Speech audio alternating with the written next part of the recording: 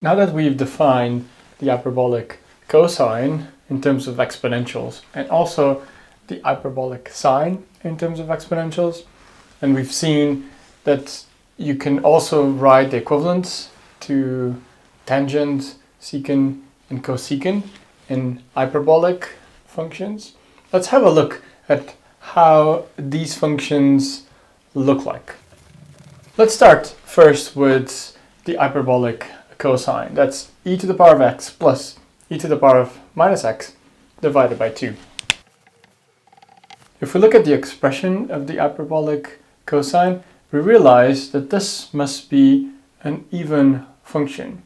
That is because when we're in negative values for x, this becomes positive and this becomes negative.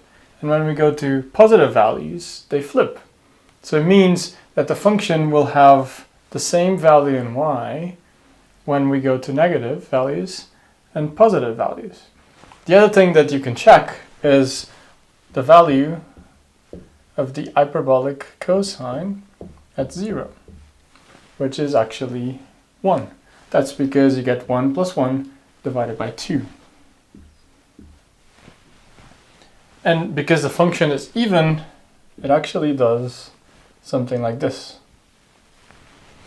It also means that if you take the limit when x goes to plus infinity of the hyperbolic cosine, this gives you plus infinity, and you get the same limit actually if you take x to minus infinity. But what about the hyperbolic sine?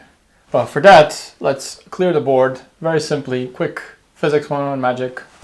That's a start, but we also need a definition of hyperbolic sine, right? So let's just get it there. That's better.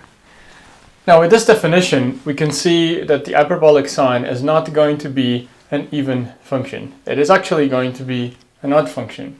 The values that sine h goes to when x becomes positive will be positive, and the values will be negative if x becomes negative. That's because if you plug in negative numbers, this term becomes positive, and because you're subtracting by a very big number, it means the function becomes more and more and more negative. If you plug in positive numbers, then this term wins, and the function becomes more and more positive. Let's have a look at it graphically. One thing that is very clear is that if we look at the value of sine h when x equals 0, because we have 1 minus 1, it means the function is 0. So at x equals 0, the hyperbolic sine is 0. And from what we've just discussed, when x becomes negative, the function is also negative, so it'll be around here. And when it's positive, it will be in the first quadrant. In practice, the function looks something like this. For large x, it will look like this. For very small, very negative x, it will look like this. And this is an odd function. It also means that if you want to calculate the limit when x goes to plus infinity of sine h, you get plus infinity. And if you take the limit when x goes to minus infinity of the hyperbolic sine, you get minus infinity. Because of the way that sine h and cos h are defined, then the hyperbolic tangent also has a very clearly defined behavior. At 0, you'll be dividing 0 by 1, so the hyperbolic tangent is 0 at 0. When you go to very large values, both sine h and cos h will be growing very rapidly, actually at the same rate, so the hyperbolic tangent goes to 1, and for very negative values of x, the hyperbolic tangent goes to minus 1 for the same reasons, but now the hyperbolic sine goes to negative values.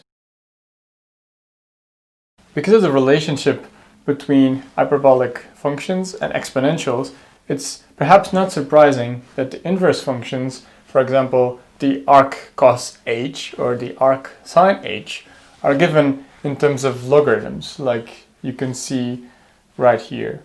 You don't have to memorize these expressions, but you can look them up in the lecture notes if you need them.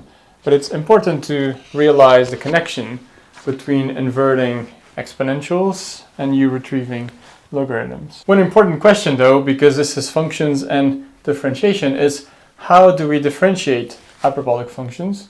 The answer is very simple, because they're given in terms of exponential functions. But even so, let's have a look at some very simple differentiation rules for hyperbolic functions. Differentiating hyperbolic functions is particularly straightforward. This is because they're defined in terms of exponentials. If you remember, cos of h, for example, is given as e to the power of x plus e to the power of minus x over 2. This means that if you differentiate this, the derivative of cos h x is simply given by the derivative of this expression. In this case, the derivative of e to the power of x stays the same. The derivative of e to the power of minus x is minus e to the power of minus x, and this is just a constant you're multiplying. So it means the derivative is simply given by e to the power of x minus e to the power of minus x over 2. And you can probably recognize that this is how we defined the hyperbolic sine.